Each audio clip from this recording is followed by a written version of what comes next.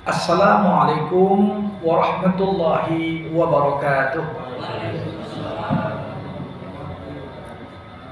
Alhamdulillahirabbil alamin wa bihi nasta'in ala umurid dunya waddin. Summa salatu wassalam ala khairi man ba'athahu Allah rahmatan lil alamin sayyidil anbiya'i wal mursalin Rasulullah Muhammad sallallahu alaihi wasallam wa ala alihi wa ashabihi ajma'in. Allahumma 'allimna ma yanfa'una wanfa'na bima 'allamtana wa zidna ilma innaka antal alimul hakim. Bapak-bapak, ibu-ibu, keluarga besar Himri yang berhadir di kesempatan yang berbahagia ini, marilah kita memanjatkan rasa syukur kita kepada Allah atas nikmat ukhuwah, nikmat perhimpunan, nikmat kita bisa bertafakuh fiddin bersama-sama di Ahad pagi ini.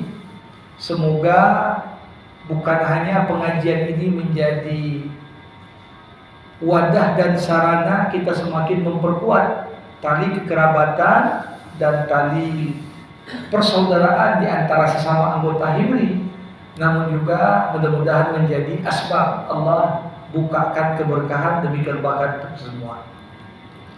Selamat merangkaikan salam kita hadiahkan kepada Nabi Muhammad sallallahu alaihi wasallam. Allahumma salli wa sallim wa barik alaihi. Kita semua sadar Nabi adalah utusan Allah, teladan bagi kita semua, dan tentunya mudah-mudahan dengan menghidupkan sunnah-sunnah Rasulullah dalam kehidupan kita, kita raih kebahagiaan di dunia dan keselamatan insyaallah di akhirat kelak. Jamaah rahimakumullah, tidak ada satupun pembahasan yang mungkin lebih banyak dipikirkan orang ketika dia hidup di dunia ini melebihi pembahasan tentang rezeki ini. Tidak ada satupun makhluk tentunya begitu perhatian terhadap rezekinya. Padahal kita semua menyadari di antara nama-nama Allah Subhanahu wa taala yang indah, Asmaullahil Husna, Allah memperkenalkan dirinya kepada kita sebagai Ar-Razzaq, Tuhan yang maha memberikan rezeki. Sebenarnya apa rezeki itu?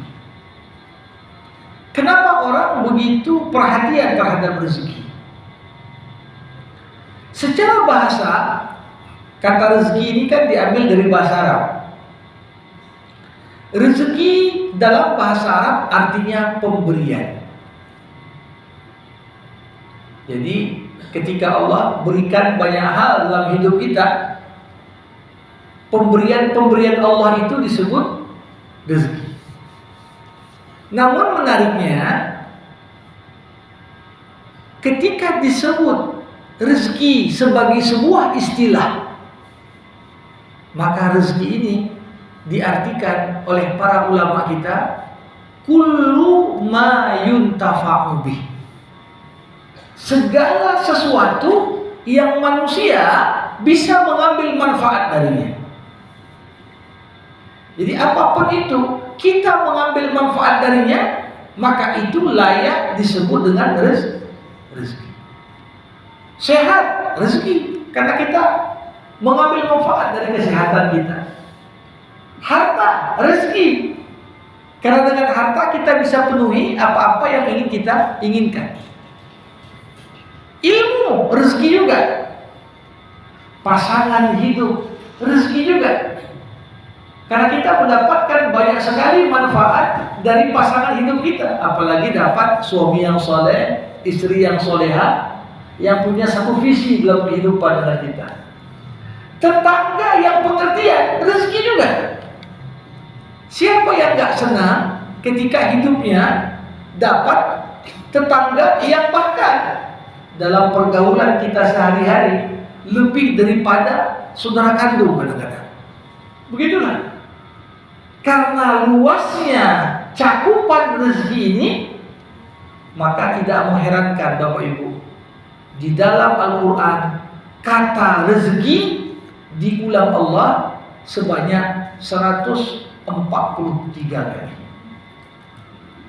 Jadi kata rezeki sini dia akan diulang 143 kali dalam 44 surah. Jadi kalau dari 114 surah dalam Quran, hanya 80 surah yang tidak ada kata rezeki di situ. Sedangkan 44 surah yang lain ini Allah ulangi kata rezeki di sana. Nah, ini sudah cukup menggambarkan betapa manusia ini sangat peduli dan perhatian terhadap rezekinya, sehingga wajar kalau di dalam Al-Quran Allah banyak membahas tentang topik ini.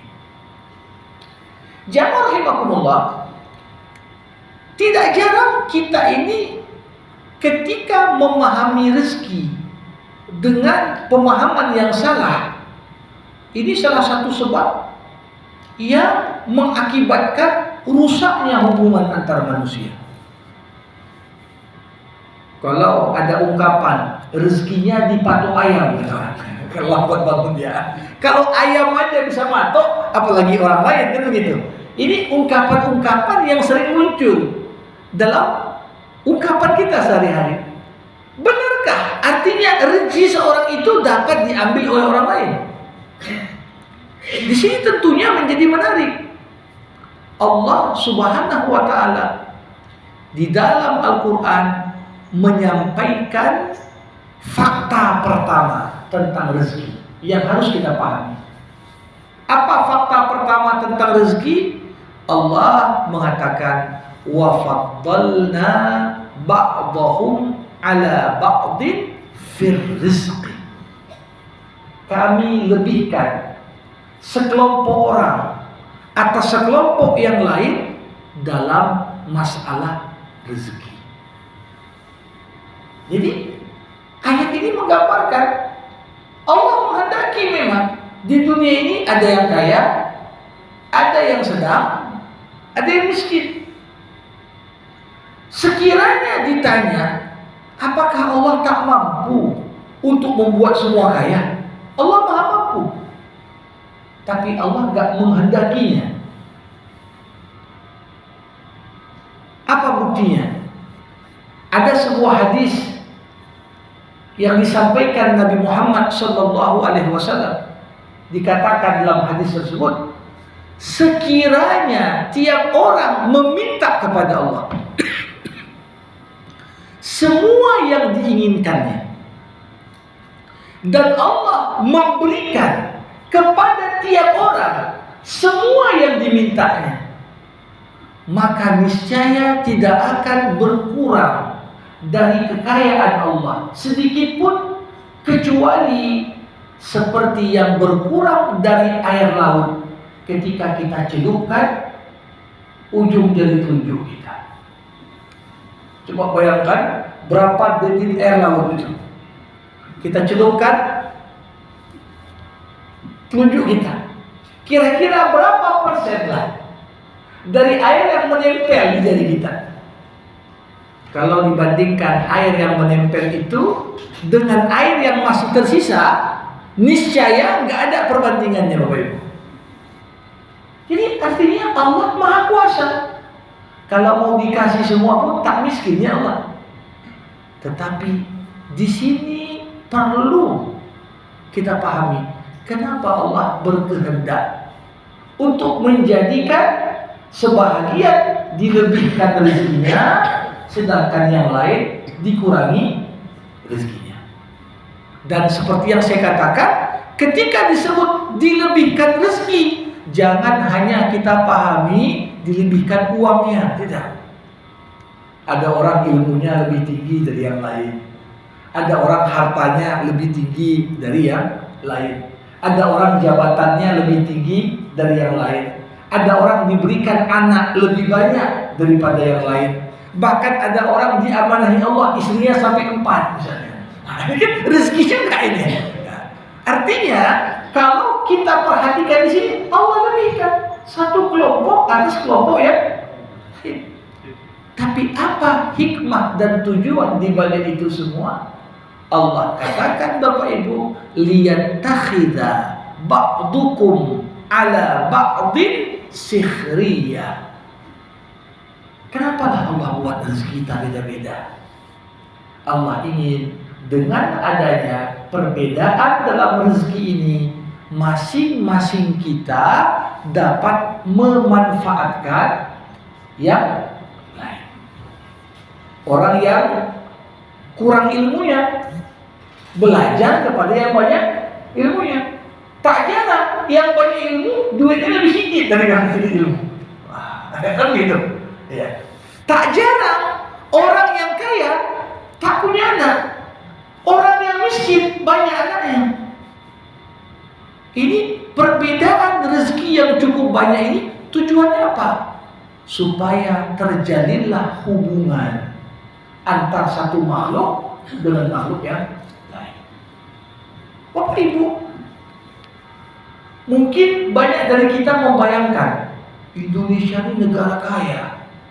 Kalau betul lah dikelola SDA ini pendapatan yang akan diterima tiap orang sekian, nggak ada orang miskin.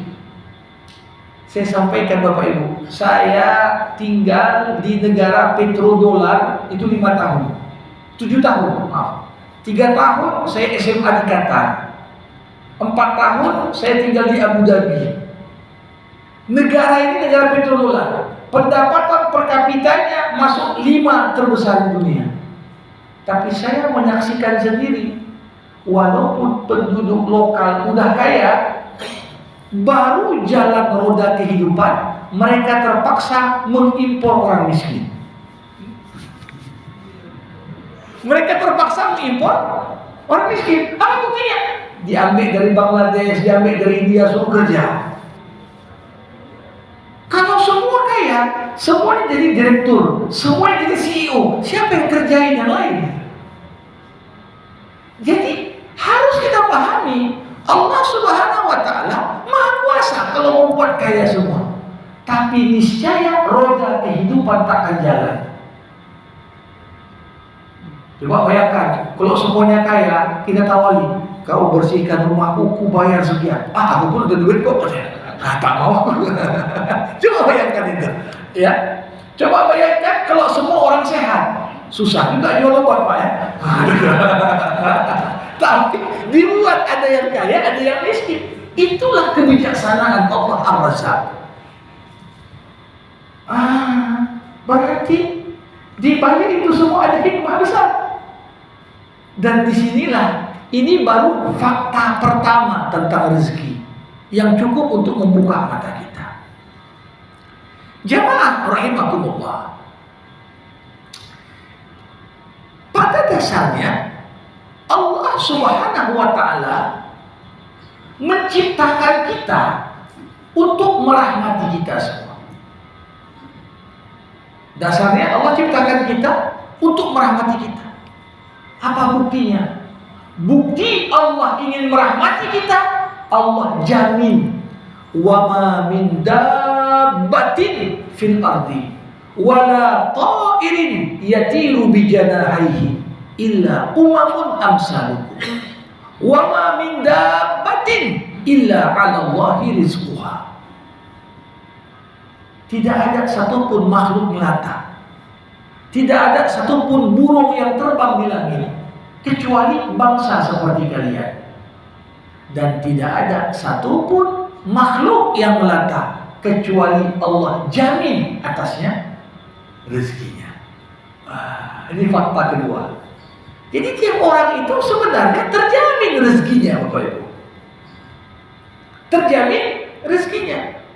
Allah yang menciptakan kita untuk beribadah kepadanya, Allah jaminkan untuk kita rezeki yang paling dasar, basic rezeki. Itu dia, basic rezeki agar kita mampu untuk melaksanakan ibadah. Makanya kalau kita lihat hidup ini kadang-kadang tak bisa dibawa semua dengan logika.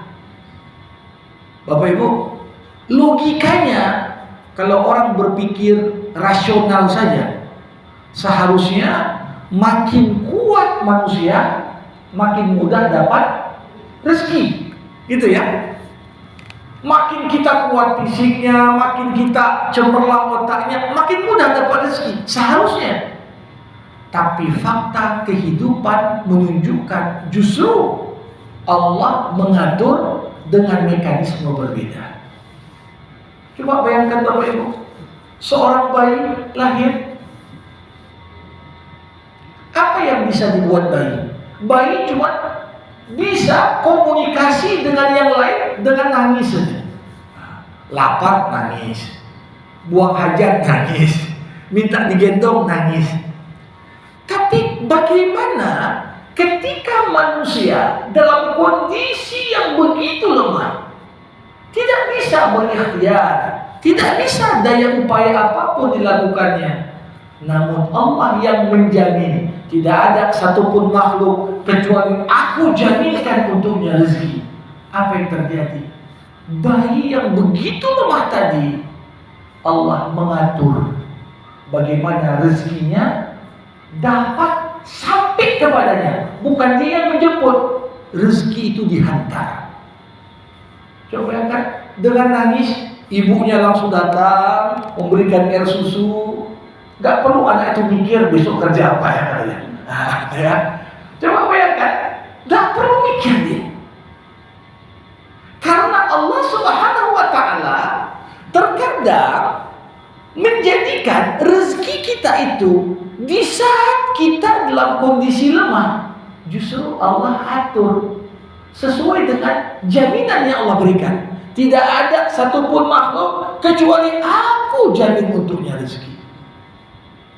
Namun realitanya, seiring dengan makin bertambah usia kita, semakin matang pengetahuan kita, makin banyak skill kita untuk dapat rezeki, tak semudah waktu kita bayi. Itu gitu. Begitu tamat wisuda dia, mulailah cari lamaran ke sana, lamaran kemari, kan? Ini dan itu. Bekerja pun makin capek. Tapi coba bayangkan, saya sering mengajak yang para jamaah itu menjadikan dunia hewan cerminan untuk kehidupan manusia. Bapak Ibu, kalau dikatakan siapa ya binatang yang paling ditakuti, disegani, yang kuat, pasti orang bilang singa, harimau. Kalau kita lihat gimana sulitnya lah harimau itu untuk sekedar dapat makan. Padahal dia kuat, dia kencang, dia bertenaga. Tapi untuk dapat makan, dia harus kejar mangsanya. Dia harus habisi mangsanya. Setelah mati mangsanya, baru dia makan. Tapi Allah memperlihatkan kepada kita, ada binatang-binatang yang justru jauh lebih lemah dari harimau. Dapat rezeki tak sesulit harimau. Begitu selesai harimau makan, masih ada sisa-sisa dari makanannya, datang binatang lain. Gak perlu dia kejar, gak perlu dia mangsa, tinggal dia makan. Allah jaminkan untuknya rezekinya. Nah, jadi di sini hal pertama yang perlu untuk kita pahami setelah kita yakin apa hikmah di balik Allah membedakan kadar rezeki masing-masing dari kita. Yang kedua, jangan pernah kita menganggap banyaknya rezeki karena kehebatanku, banyaknya rezeki karena ilmuku yang tinggi, banyaknya rezeki karena koneksiku yang hebat. Tidak. Tapi justru kadang-kadang kita tak pernah tahu apa yang kita banggakan dari sebab-sebab yang kita anggap selama ini sebagai sumber datangnya rezeki, ternyata itu Allah juga yang mengatur. Nah, Disinilah mengapa dalam kehidupan itu tidak selalu rezeki itu Allah buat sama. Untuk kita pun kadang-kadang kita terasa kok lancar kali rezeki bulan ini, tiba-tiba bulan depan kok payah kali jual ini. Nah, itu kan. Apa sebabnya? Inilah cara Allah untuk ingatkan kita bahwa rezeki itu bukan karena kehebatanmu, bukan karena semata-mata usahamu, bukan karena semata-mata koneksimu, tapi ingatlah itu adalah bagian dari ujian Allah yang menguji kualitas kita di antara dua kondisi. Kondisi lapang rezeki, kondisi sempit rezeki. Dan ini bukan hanya kita aja yang merasakan, Bapak Ibu. Sampai tingkat taipan dan oligarki pun akan merasakan hal yang sama. Ya. Jangan kita anggap, oh ini kan kalau level-level kita aja dia Ustaz. Ya. Perusahaan-perusahaan besar dunia dengan omset yang sekian, ini pun akan melewati. Makanya satu hal yang Allah Subhanahu wa taala ingatkan kepada kita. Apa itu Bapak Ibu? Kalau kita buka surah Al-Fajr, Allah Subhanahu wa taala berfirman, "Fa'ammal insan idza mabtalahu rabbuhu fa'akramahu wa na'amahu fayaqul rabbi akraman wa amma idza mabtalahu faqadara alaihi rizqahu fayaqul rabbi ahadan." Adapun manusia, ketika Allah lapangkan rezekinya, kebanyakan orang ketika penghasilannya bertambah, koneksinya bertambah, simpanannya bertambah, apa yang terjadi? Kita ngomong, bagus sekali, nampaknya Tuhan memuliakanku. Tapi seketika datang momentum ujian di sisi lain, Allah kurangi pendapatannya, Allah kurangi omsetnya. Apa yang terjadi? Wa amma idza mabtala faqadara alaihi rizqah.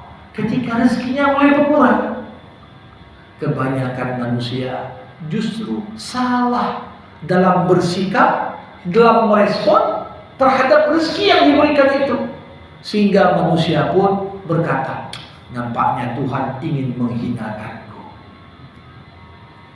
Nah, jadi hal yang harus kita pahami dalam hidup ini, yang namanya rezeki, ya pasti naik turun. Jangankan harta, jangankan rezeki itu, iman aja pun naik turun, gitu ya. Dan ini bagian dari ujian keimanan. Di saat, ya, makanya ada dua potret manusia. Kalau kita anggap rezeki itu di antara bentuknya yang paling utama adalah harta, Bapak Ibu, jangan pernah kita anggap begitu banyak duit tanda Allah senang sama kita. Ketika harta kita bertambah, jangan ada dalam benak kita berarti Allah ingin muliakanku. Sebaliknya, begitu bangkrut, begitu sulit penjualan, begitu aset dijual satu persatu, jangan pernah anggap ketika rezeki kita berkurang tandanya Allah ingin hinakan kita. Bukan seperti itu. Tapi justru sering dikatakan ujian dengan kelapangan nikmat jauh lebih berat dibandingkan dengan ujian dengan kesempitan rezeki.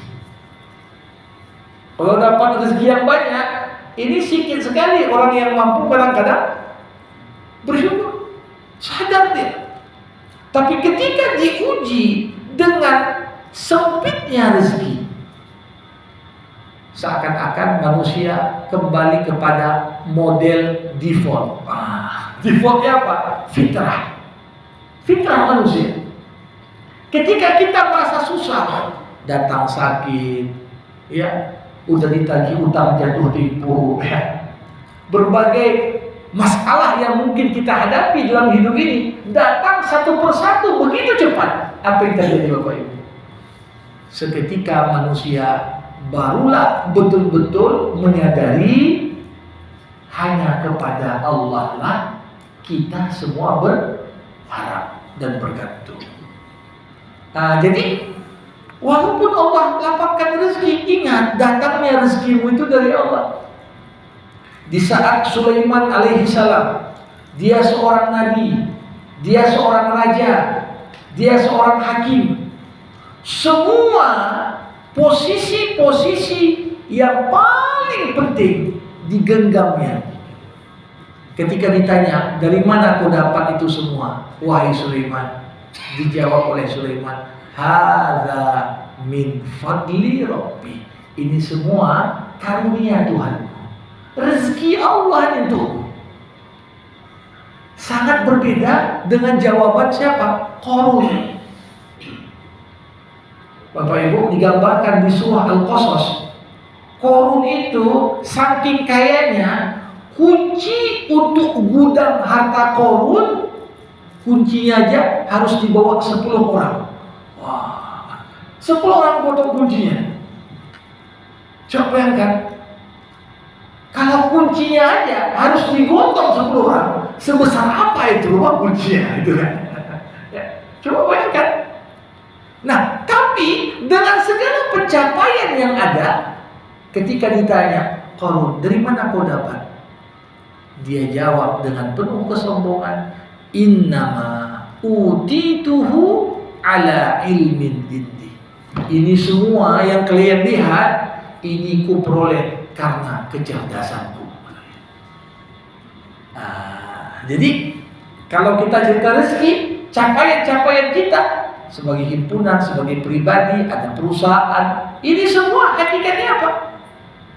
Nah, saya justru melihat jamaah rahimakumullah, inilah cara Allah. Ketika rezeki itu tidak selalu dalam kondisi normal saja, tapi fluktuatif. Ini cara Allah untuk mengingatkan kita, unsur terpenting dalam cari rezeki adalah tawakal. Karena kalau kondisi normal-normal saja, ini kita kadang kita pun tak merasa, biasa normal dapat sekian itu. Kita sudah target. Tapi ketika misalnya yang biasa terjual sekian tiba-tiba berkurang, baru kita sadar dapat sekian aja penjualan, nikmat juga rupanya. Sesuatu yang tak pernah kita apresiasi, bahkan tidak pernah kita anggap itu sebagai rezeki, ketika ada fluktuasi dalam hal penjualan, dalam hal ini dan itu, baru kita disadarkan ternyata tawakal itulah kunci. Bukan sekedar ilmu, bukan sekedar koneksi, bukan skill komunikasi, ya.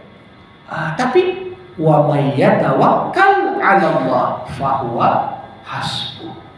Siapa yang menggantungkan harapannya hanya kepada Allah, maka cukuplah baginya. Tawakal itu menjadi sebab Allah curahkan rezeki kepadanya.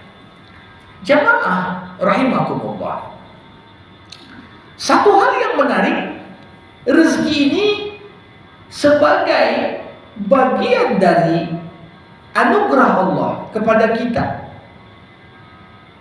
Rezeki ini Allah berikan kepada para hamba, ada aturan mainnya.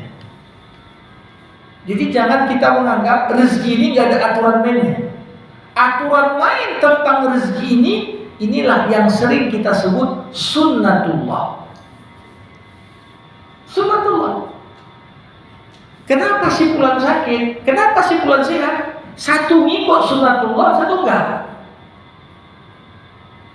Kenapa si fulan bagus? Kenapa si fulan royal akhirnya bangkrut? Ini satu memperhatikan sunnatullah. Dan masalah sunnatullah ini Bapak Ibu harus kita pahami. Ini tidak berkaitan semata-mata dengan agama, tapi berlaku umum untuk semua makhluk Allah. Makanya dikatakan walan tajida li sunnatillahi tabdila, walan tajida li sunnatillahi tahwila. Kau tidak akan menemukan perubahan pada aturan Allah, dan kau takkan menemukan pergantian pada aturan Allah. Sunnatullah. Makanya siapa yang ingin rezekinya baik, hendaklah dia memperhatikan apa faktor-faktor yang dapat mengatur rezeki. Apa faktor-faktor yang dapat menjatuhkan rezeki. Nah, ini penting, dan Quran cukup banyak sekali di 44 surah seperti yang saya sampaikan tadi, justru membuka kepada kita tentang fakta-fakta rumusan rezeki. Jamaah rahimakumullah. Tadi sudah ada dua fakta yang saya sampaikan. Pertama, rezeki itu sengaja Allah beda-bedakan satu dengan yang lain untuk hikmah. Yang kedua, rezeki itu tidak selalu normal, ada fluktuasi, dan Allah jadikan itu untuk menguji kita. Fakta ketiga, Bapak Ibu, rumusan dasar dalam rezeki adalah ketakwaan dan ketaatan. Itu adalah faktor terpenting yang menambah rezeki. Ini rumusannya. Jadi siapa yang mau nambah rezekinya, tingkatkanlah ketakwaan dan kepatuhannya kepada Allah. Yakinlah, ini rumusan paling dasar. Sebaliknya, segala bentuk kemaksiatan dan pembangkangan kepada Allah itu jadi sebab berkurangnya rezeki. Nah, Bapak Ibu rahimakumullah, kalau kita belanja, sering sekali kita lihat di toko-toko kalau penjualnya muslim, ditaruhnya besar-besar di tokonya itu kaligrafi ayat 1000 dinar. Yakin dia, ini 1000 dinar Ustaz. Kalau taruh ini dapat 1000 dinar dia. Ini ayat yang dianggap sebagai ayat yang menuntun kita terhadap keberkahan rezeki. Apa bunyi ayat 1000 dinar itu, Bapak Ibu? Di surah At-Talaq Allah katakan, "Wa may yattaqillah yaj'al lahu makhraja wa yarzuqhu min haitsu la yahtasib wa may yatawakkal 'ala Allah fa huwa hasbuh innallaha balighu amrihi qad ja'ala Allah likulli syai'in qadara." Apa arti ayat 1000 dinar ini? Ayat yang dianggap orang bisa membawa keberkahan rezeki. Siapa yang bertakwa kepada Allah, Allah akan berikan untuknya jalan keluar terhadap semua masalahnya. Dan Allah akan berikan kepadanya rezeki dari jalan dan jalur yang gak pernah diduganya. Siapa yang bertawakal kepada Allah, maka cukuplah baginya bersandar kepada Allah. Allah akan menghantarkannya sampai kepada tujuan urusannya. Allah telah memberikan dan menetapkan kadar rezeki untuk segala sesuatu. Bapak Ibu rahimakumullah, ayat ini sebenarnya kalau kita lihat maknanya justru agak jauh dibanding apa yang dipahami kebanyakan orang selama ini. Ayat itu disebutkan di surah At-Talaq, surah yang cerita tentang perceraian. Kalau kita lihat, itu kan ayatnya di ayat kedua dan seterusnya. Kalau kita lihat konteks ayatnya, sebenarnya cerita tentang kalau suami menceraikan istri, ya, kemudian dia takwa kepada Allah, dalam menjatuhkan talaknya, maka insya Allah suami dan istri yang udah cerai pun Allah tetap akan berikan jalan keluar kalau kedua-duanya betul-betul dan sungguh-sungguh ingin bersatu kembali. Itu makna dasarnya sebenarnya. Karena konteks cerita ayat, cerita tentang perceraian. Jadi artinya apa? Salah satu bentuk rezeki yang Allah berikan kepada kita, kalau kembalilah suami istri rujuk, kalau kembalilah dua mitra yang bertikai, kemudian baikan lagi, itu termasuk rezeki itu.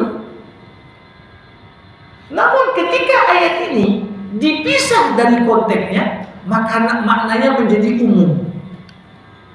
Kalau kita bertakwa kepada Allah dalam urusan apapun, kalau kita jualan bertakwa sama Allah, apapun masalah dalam bisnis kita, Allah kasih jalan keluar. Kalau kita seorang pegawai kerja di sebuah perusahaan, berkelahi pula kita dengan sesama kolega di kantor, atau dapat pula atasannya tak senang sama kita, pening kita. Dalam hal ini Allah katakan, kalau kau bertakwa kepada Allah, Allah kasih jalan keluar. Sebagaimana Allah kasih jalan keluar untuk suami yang pengen rujuk dengan istrinya dengan sungguh-sungguh, apapun problem yang kau hadapi dalam kehidupan di dunia ini, Allah yang siapkan jalan keluar untuk Bapak Ibu. Karenanya kalau kita lihat Nabi Muhammad SAW ketika mengajarkan pada kita doa-doa, selalu Nabi mengajarkan kalau mau berdoa, berdoamu itu jangan malah kau dikti Tuhan, jangan kau dikti Allah, tapi mintalah apa tujuan akhir yang ingin kau minta. Kalau ada orang kena pinjol, jatuh tipu, dikejar-kejar dia, butuh kali uang 200 juta, tak punya. Kalau dia berdoa, ya Allah minta 200 juta ya Allah, dikejar-kejar pinjol nih ya Allah. Ini bukan ada berdoa. Sebenarnya tanpa kau minta pun Allah tahu kebutuhanmu 200 juta. Tapi ketika kita meminta kepada Allah rezeki, seakan-akan rezeki untuk dapat 200 juta itu hanya sebagaimana yang kita pikir, kita membatasi luasnya karunia.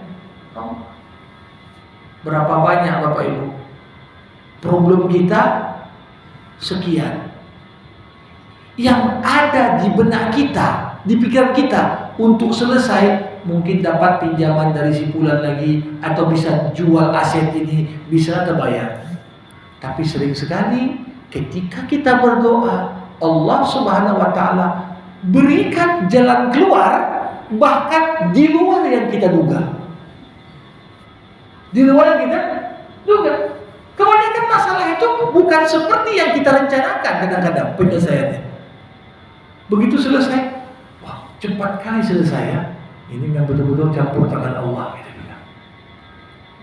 Nah, jadi di sini dia takwa adalah syarat pertama yang dengannya ketakwaan itu membawa kita pada keberkahan rezeki. Makanya Bapak Ibu, apa kata Nabi Muhammad? Sekiranya kalian bertawakal kepada Allah, bertakwa kepada Allah seperti takwanya burung, maka Allah akan berikan rezeki kepada kalian, ya, dari yang tak pernah kita sama-sama. Burung itu kalau kita lihat terbang di pagi hari, ditinggalkannya sangkar yang ada anaknya di situ di pagi hari. Dalam kondisi apa? Perut kosong. Kata burung nggak punya kulkas. Di stoknya makanan dulu, makan dulu besok. Nah, dia tinggalkan anaknya, rumahnya dalam kondisi apa? Aku kerja dengan ketawakalan kepada Allah. Tapi yang terjadi apa? Di sore hari dia pulang bawa makanan untuk anak-anaknya, perut berisi, dan bawa rezeki juga untuk anak-anaknya. Ini yang dikatakan Allah. Kalau kau betul-betul bertawakal kepadaku, taghdu himasan wa ta'udu bitanan. Maka kunci untuk keberkahan rezeki ini apa? Yang paling utama adalah sejauh mana kita mampu mewujudkan ketakwaan dalam perilaku kita sehari-hari. Dan inti takwa itu apa? Kerjakan yang Allah suruh, tinggalkan yang Allah larang. Makanya jangan pernah kita meragukan janji Allah. Kadang-kadang orang mengatakan, Ustaz, kalau jual yang halal aja nggak kaya-kaya nih Ustaz. Harus jual yang haram sedikit. Atau kalau kayak gini aja Ustaz caranya lama kali. Tapi kalau ya kita masukkan dengan cara-cara tertentu bisa lebih cepat kayaknya. Jamaah rahimakumullah. Perlu kita pahami, bukan semua yang kau miliki rezekimu. Dan semua rezekimu gak mesti harus kau miliki. Ini kunci. Makanya kalau orang orientasi mau memiliki, belum tentu yang dimilikinya pun itu rezeki dia. Berapa banyak orang Bapak Ibu niatnya, dikumpulkan uang banyak, nanti udah pensiun tinggal enak. Akhirnya dia meninggal sebelum sempat mati. Apa yang kita miliki tapi belum kita ambil manfaat darinya, itu bukan rezeki kita. Tapi sebaliknya, berapa banyak hal yang kita ambil manfaat darinya walaupun itu bukan milik kita. Banyak. Kita kumpul hari ini aja menikmati AC masjid, duduk di sini. Ini punya kita, enggak beri Allah. Tapi kita dapat rezeki di sini. Bisa beribadah, hati tenang, silaturahim. Sinar matahari di pagi hari ultraviolet. Berapa banyak rezeki kita gara-gara panas matahari pagi itu? Pertanyaannya, matahari milik kita enggak? Bukan punya kita. Jadi enggak identik. Ketika kita menganggap rezeki kita harus kita miliki, atau kalau bukan milik kita nggak bisa memanfaatkannya, nggak bisa. Karena berapa banyak milik Allah, Allah kasih. Silakan manfaatkan. Bapak Ibu jamaah rahimakumullah, selain takwa, hal yang paling sangat dasar juga dalam memperluas pintu rezeki kita adalah sholat dan silaturahim. Sholat dan silaturahim. Makanya ada ayat Al-Quran bunyinya begini, wa'mur ahlaka bis-shalah wastabir 'alaiha. Perintahkan anak-anakmu, keluargamu untuk sholat, dan sabar-sabarlah kau mendidik mereka sholat. La nas'aluka rizqa. Kami gak minta rezeki darimu, kata Allah. Narzukuk, tapi justru kami yang kasih rezeki itu. Kenapa? Karena sholat. Jadi kalau kita merasa ada pengaruh kurang keberkahan pada rezeki yang kita terima, boleh jadi karena kita, keluarga kita, atau orang yang kita nafkahi dengan rezeki yang Allah berikan itu sebagian tak masuk dalam kelompok orang yang bersyukur.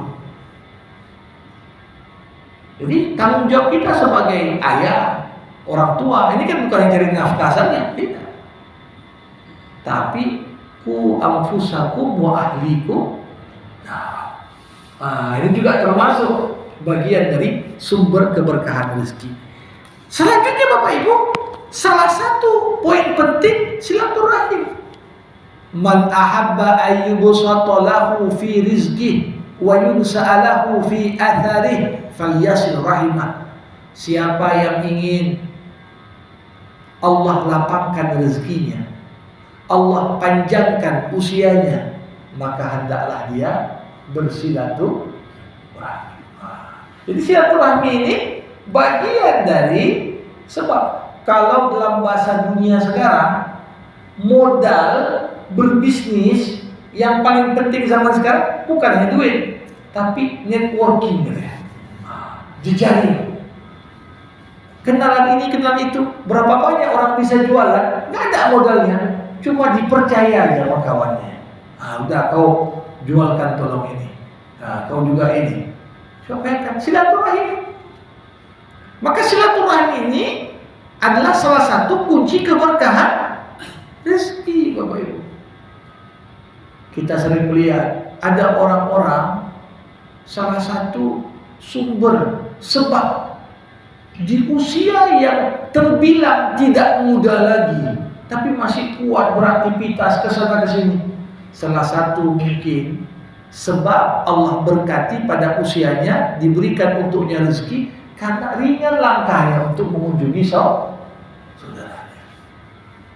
Jadi silaturahim itu ya termasuk. Tapi yang tak boleh kita abaikan sebab bertambahnya rezeki, salah satunya adalah banyak beristighfar.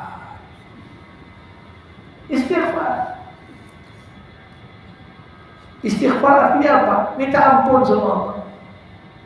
Saya katakan tadi, tidak ada satupun faktor yang membuat rezeki itu berkurang lebih dominan daripada maksiat.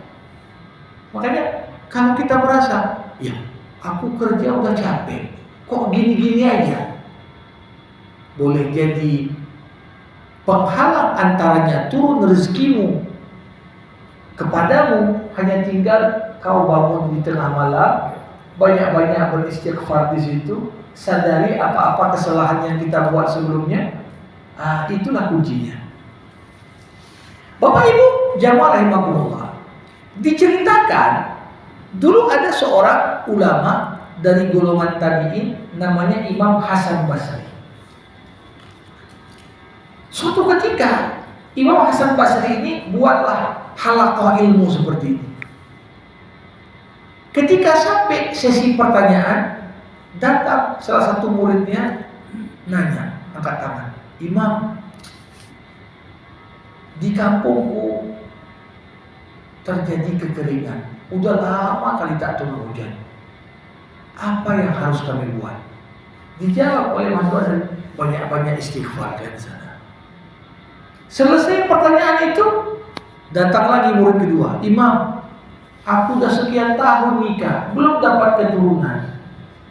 Apa yang harus kulakukan? Dijawab lagi, banyak-banyaklah kau istighfar.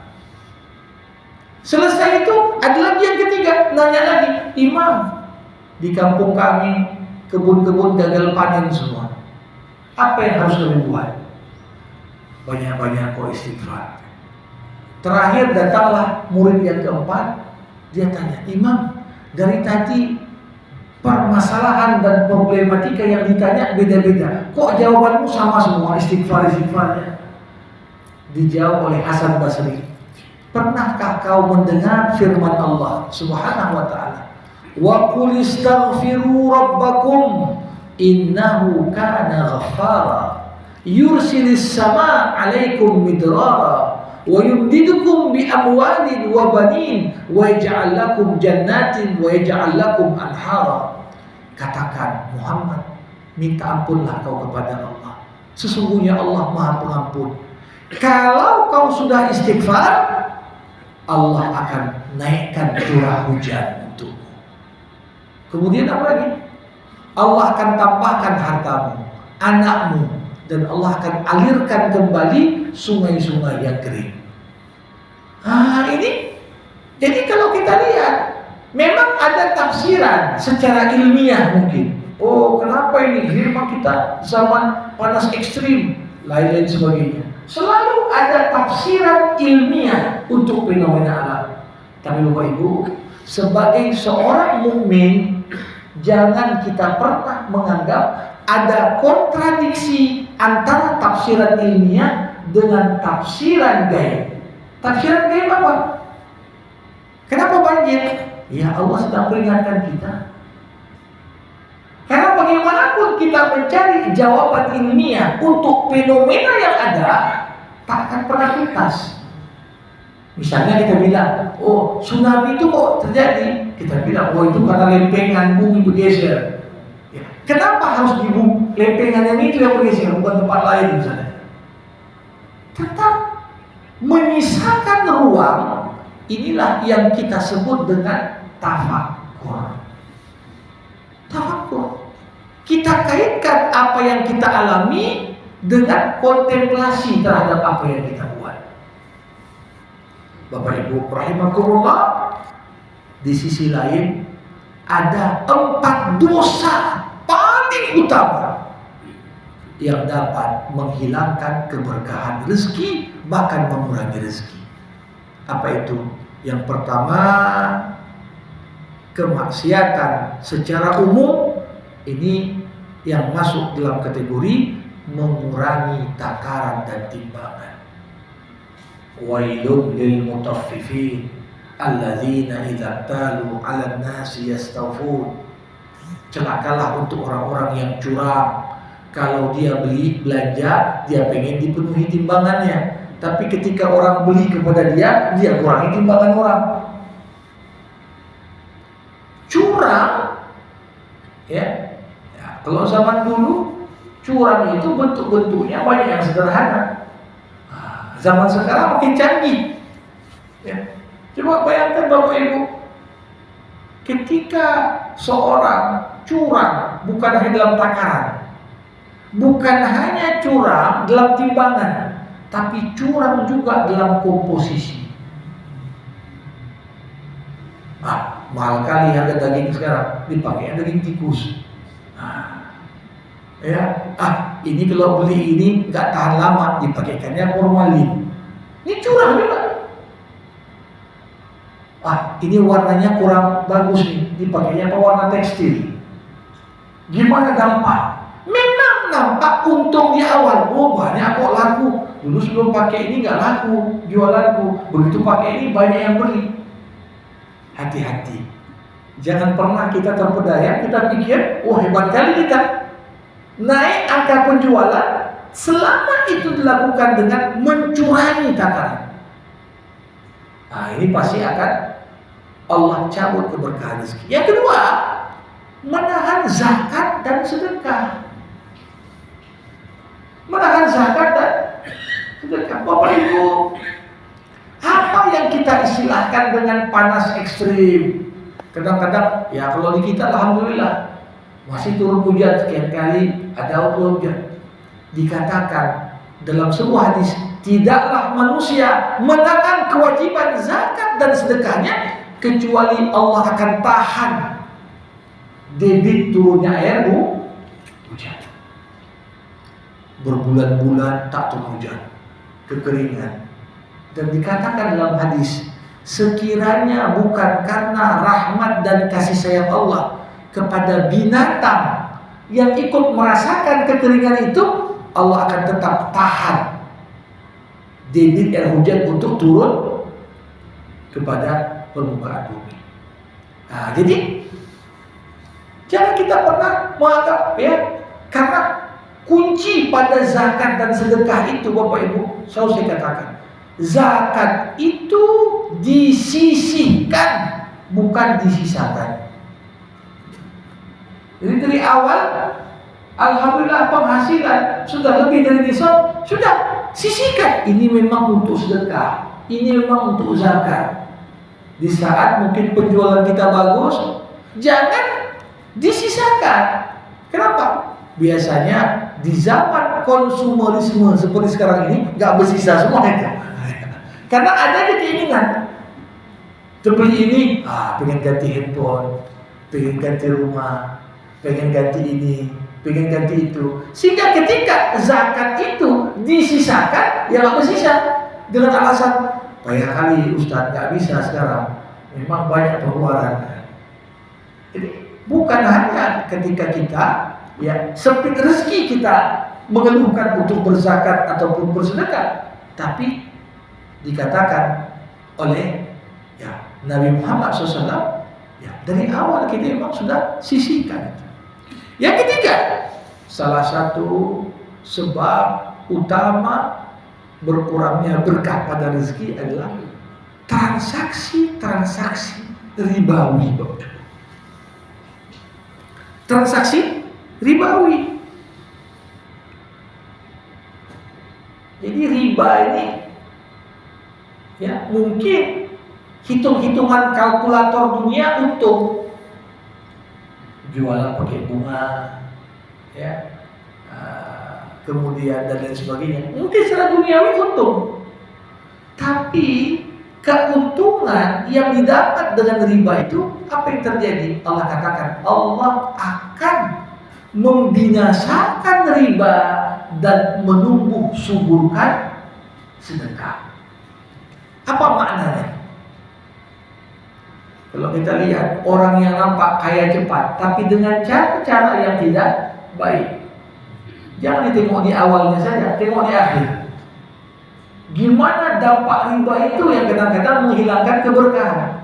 Mungkin duitnya banyak, tapi habis kena penyakit. Tidak ada penyakit kecuali dia ada bagian di situ. Dan itu menyita banyak uangnya. Uang dikumpulkan sampai puluhan tahun, habis hanya setahun 2 tahun.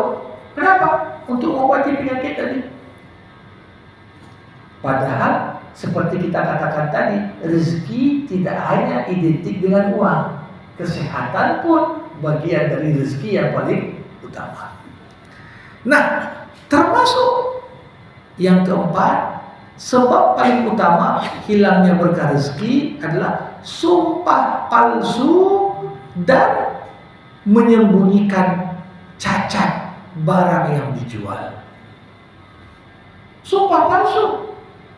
Ya, kadang-kadang kita ini makanya Nabi Muhammad, walaupun beliau adalah seorang pedagang, Nabi itu cara Nabi marketingnya itu, Nabi justru tak mau memuji barang yang dijualnya itu dengan berlebihan. Apalagi pakai ngobrol sumpah. Oh, ini Pak paling bagus ini, nggak ada yang seperti ini nih. Mungkin menurut logika kita, dengan teknik marketing seperti itu laku banyak lah ini. Tapi secara agama, ketika kita menutupi aib dan cacat suatu barang dengan mengobrol sumpah, nah ini juga justru dapat menjadi sebab Allah cabut keberkahan rezeki dari apa yang kita ikhtiarkan. Bapak Ibu, apa yang menjadi kaidah umum ini ternyata ada pengecualiannya. Tadi kalau dibilang kalau mau berkah, mau lapang rezeki, ya taat, sholat, takwa. Kalau kita bermaksiat, ya Allah akan kurangi berkah rezeki. Tapi Allah buat pengecualian. Pengecualiannya apa? Dalam kondisi tertentu, makin bermaksiat orang, makin dibuat dia kaya. Ini treatmentnya sudah berbeda, Bapak Ibu. Treatment pertama hanya dalam kondisi normal. Kalau mau sehat, takwa. Saya punya pengalaman pribadi. Waktu saya SMA di Qatar, saya pernah dikunjungi asrama kami, seorang ulama asal Syria. Usianya ketika itu 98 tahun. Belum pakai kacamata, belum pakai tongkat, giginya pun hampir penuh. Kami yang muda-muda waktu itu bertanya, Tuan Guru, kok bisa Anda usia 98 ini suara masih lantang, pendengar masih bagus, kok bisa sehat seperti ini? Apa rahasianya? Ketika itu saya tak pernah lupa jawaban beliau. Sederhana tapi cukup mengena. Beliau jawab kepada kami yang lebih kepada cucunya, bukan lagi anaknya. Beliau katakan, kami jaga titipan Allah di waktu muda, Allah pelihara untuk kami di waktu tua. Kami jaga mata ini, pendengaran ini di waktu muda, tak kami pakai untuk bermaksiat.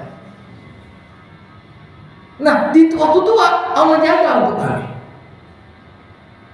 Nah, makanya beliau katakan, man asya taqiyan asya qawiyan. Siapa yang menjalani hidupnya dengan bekal takwa, maka dia akan tetap hidup dalam kondisi kuat sampai akhir hayatnya. Nah, ini satu hal yang perlu untuk kita renungkan. Kalau Allah sudah uji kita, makin tak sholat, makin bertambah duit.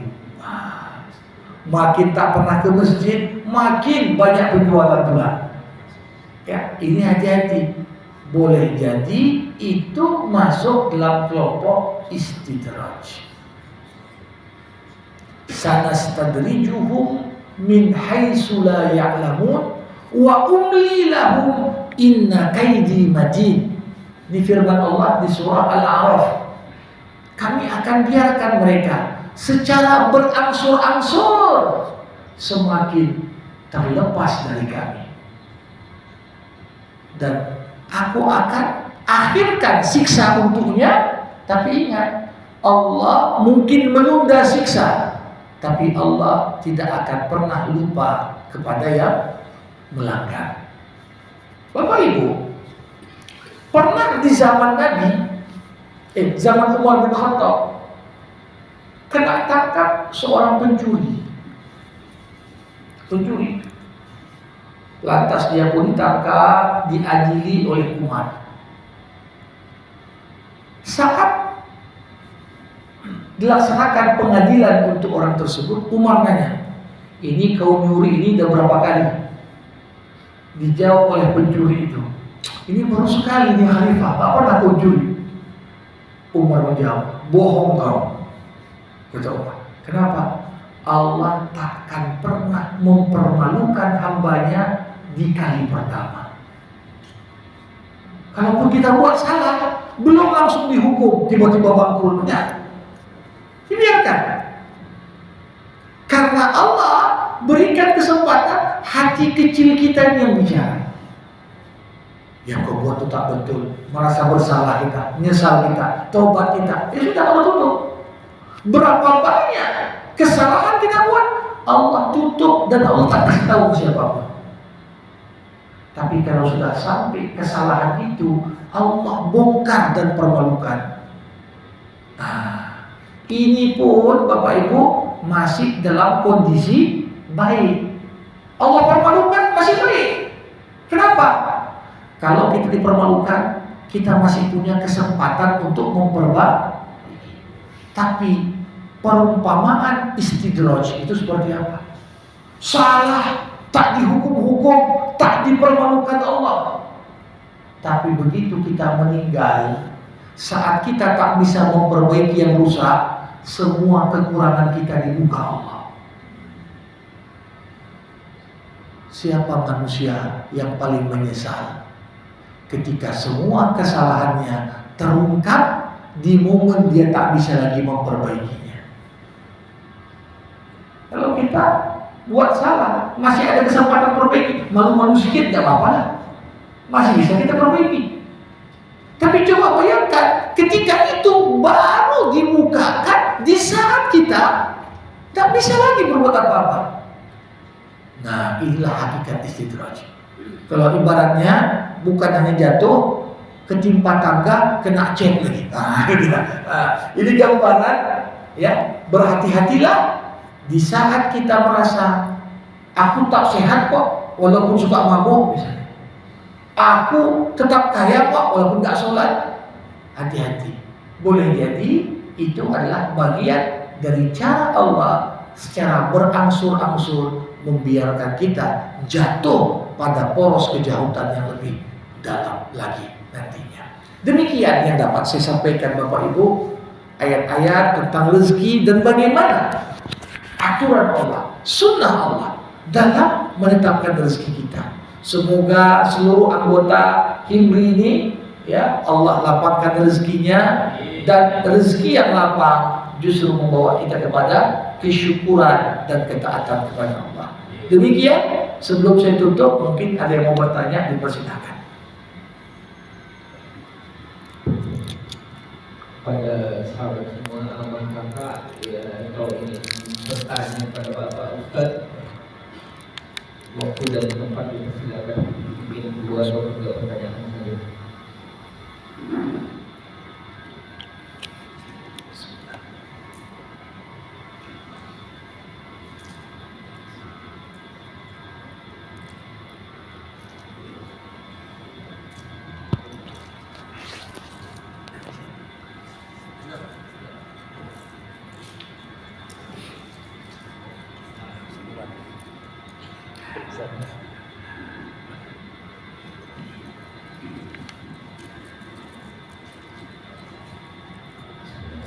Assalamualaikum warahmatullahi wabarakatuh. Waalaikumsalam warahmatullahi wabarakatuh. Alhamdulillah barusan kita mendengarkan Bapak Ustaz mengenai rezeki yang diberikan Allah Subhanahu wa Ta'ala. Bahwa tadi kalau bisa saya sedikit ulang bahwa rezeki itu diberikan kepada semua orang. Tidak melihat dia kaya atau dia miskin, memang sudah mendapat bagiannya masing-masing. Betul. Hanya kapan dan dimananya ini yang masih kita kaitkan juga dengan Ustadz dalam hal kita beragama. Apakah ini sama misalnya bahwa di kita ini kan yang ada sekarang ini ada yang beragama Islam seperti kita, tapi ada yang beragama non-Islam. Apakah ini salah satu contoh nyata yang bisa kita kaitkan berkaitan dengan rezeki kita di Ustaz? Nah ini Ustaz.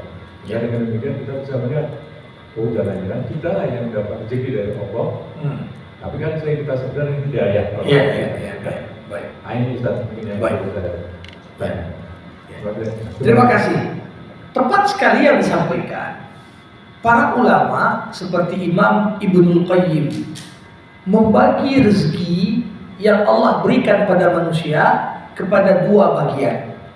Rezeki zahir, rezeki batin. Rezeki zahir ini rezeki yang dinikmati semua anggota tubuh. Sehat, kaya, ya mungkin paras yang tampan dan cantik. Ini rezeki zahir. Tapi rezeki batin itu rezeki yang justru menyasar kepada hati. Masuk di situ ilmu, pemahaman, dan di antara rezeki batin ini adalah hidayah. Jadi berislamnya kita ini rezeki, ya. Jadi kalau kita bandingkan, ada orang Taipan, Bill Gates atau Elon Musk, orang paling kaya di muka bumi katanya, dengan rezeki yang Allah kasih sama kita, kata bandingan itu jauh lebih besar nilai rezeki dalam bentuk hidayah dibanding sekedar harta benda, yang membuat seseorang itu belum tentu dia bahagia kekal abadi di surga nanti kalau nggak dapat hidayah itu. Nah, jadi tentunya nikmat hidayah ini masuk kategori rezeki batin, seperti istilah yang digunakan Imam Ibnul Qayyim al-Jauziyah. Demikian.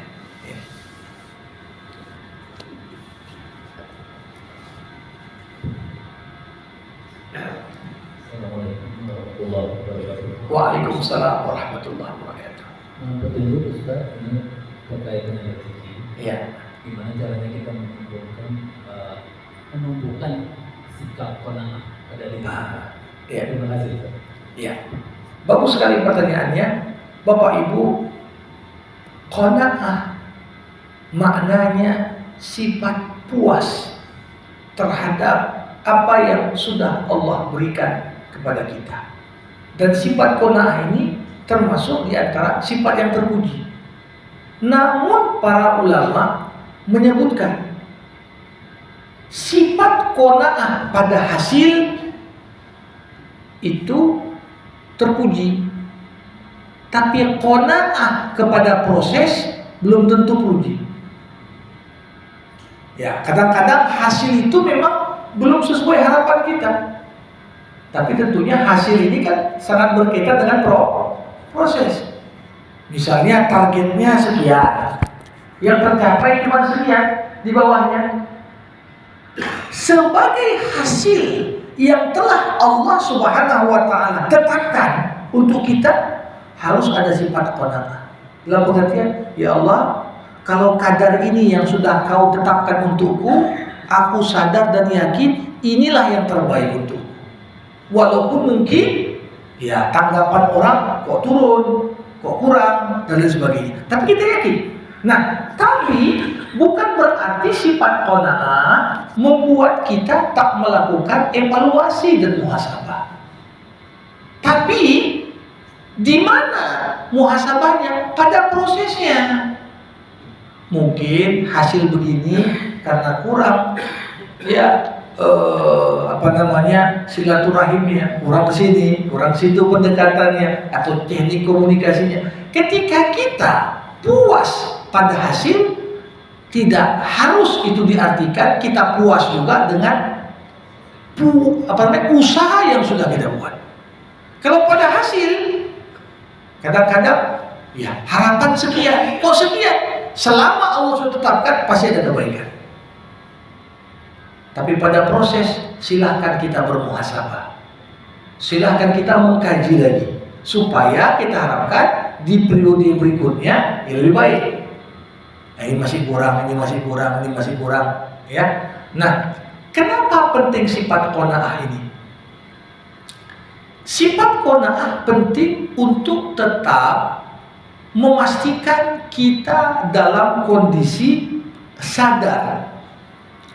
Hasil yang kita dapat tak selalu ditentukan oleh usaha kita semata. Banyak istilah faktor-faktor X di luar kehendak kita menentukan juga pada hasil akhir. Nah, disinilah kadang-kadang ya ketika berkurang itu jadi rezeki Allah untuk kita supaya kita bisa evaluasi kekurangan kita di mana. Makanya saya katakan tadi, tercela kalau seorang itu qanaah pada proses, tapi terpuji ketika seorang itu qanaah pada hasil. Ya, karena proses masih mungkin kita tingkatkan. Kalau kita merasa masih kurang di sini, masih kurang di sini, boleh kita tingkatkan. Tapi pada hasil ini udah final, ya pasti walaupun mungkin ada rasa kita kalau lebih tinggi lebih bagus lagi. Tapi tutup pintu itu. Karena kekecewaan ini yang membuka pintu setan. Setan akan mengatakan, kalau kau buat begini pasti gini hasilnya. Kalau kau tak libatkan si fulan mungkin lebih bagus lagi hasilnya. Qaddarallah ma syaa wa ma syaa fa'al. Wa la taqul law anni fa'altu kadza lakanna kadza. Fa inna law taftah amala syaitan. Hadis Nabi mengatakan, apa yang Allah kehendaki, ya pasti itu Allah akan wujudkan. Dan apa yang Allah wujudkan, itu yang terbaik. Janganlah kau berkata, sekiranya kau buat begini, mungkin begini. Sekiranya kau buat begitu, mungkin hasilnya yang lain. Karena perkataan lau membuka pintu syaitan. Nah, demikian. Jadi, bukan berarti kita tak boleh mengevaluasi, tapi evaluasi dalam kapasitas kita perbaiki. Namun hasil yang sudah kita terima, terima saja dengan ya manis dan pahitnya. Tapi perlu sifat qanaah di situ, karena boleh jadi di balik yang kita sukai ada keburukan untuk kita. Di balik yang kita benci dan tidak kita sukai, justru Allah siapkan kebaikan yang gak pernah kita sadari sebelumnya. Demikian. Ya. Ibu-ibu, silakan. Dari ibu coba. Ya. Waktu dipersilakan.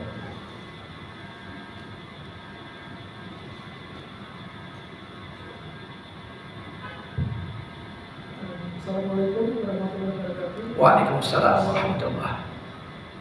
Ustaz, tadi ada sedikit masalah curang. Iya. Ya. Rezeki yang tidak halal. Iya. Apakah rezeki yang tidak halal itu seandainya tercampur lah Ustaz, masa muda gitu ya, masa muda dan tercampurnya rezeki-rezeki yang sekarang kita pahami itu tidak halal, apakah itu mengurangi rezeki kita juga atau itu menambah, maksudnya mengikutkan rezeki itu, atau bagaimana cara menghilangkan, membersihkannya gitu? Membersihkannya dari itu yang menurut kita tercampur gitu, rezeki yang tidak halal itu. Bapak Ibu yang dimuliakan Allah, yang namanya manusia ini kan makhluk tempatnya salah dan khilaf.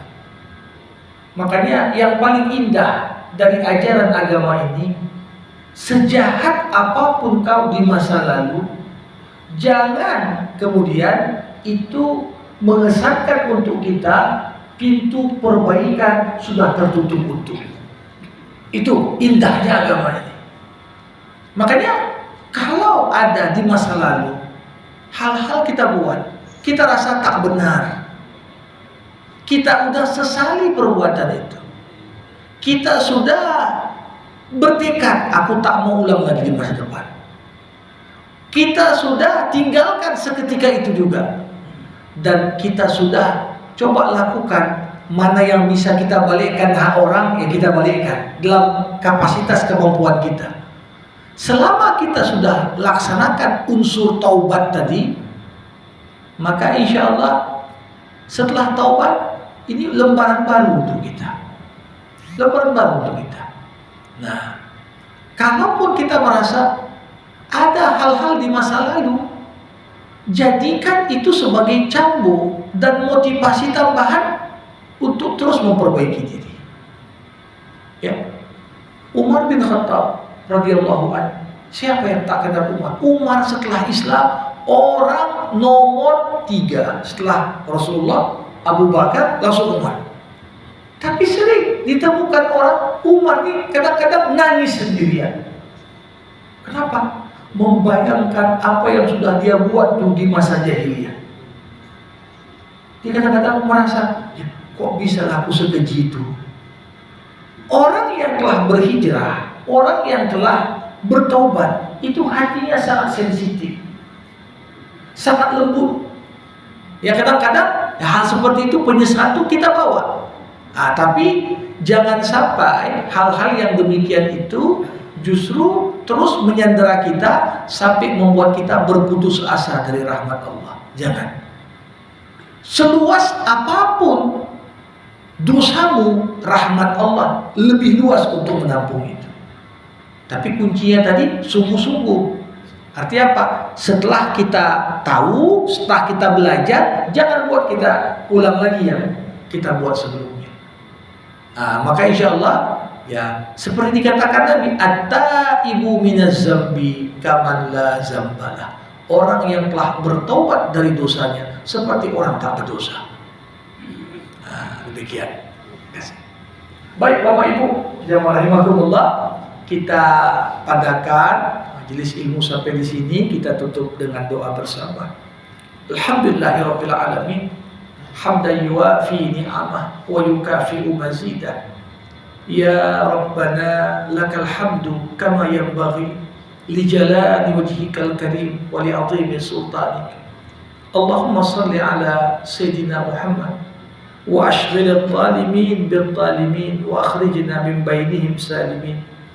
Allahumma 'allimna ma yanfa'una wanfa'na bima 'allamtana wa zidna 'ilma innaka antal alimul hakim. Allahumma ati nufusana taqwaha wa zakkiha anta khairu man zakkaha anta waliyuha wa maulaha. Allahumma barik lana fi arzaqina wa fi amwalina wa fi sihhatina waftah lana abwabal khair wa abwabal barakah wa abwabas sihhah wa abwabas salamah wal fawza bil jannah wan najata minan nar. Allahumma khtim lana bi husnil khatimah wa la takhtim alaina illa bi husnil khatimah.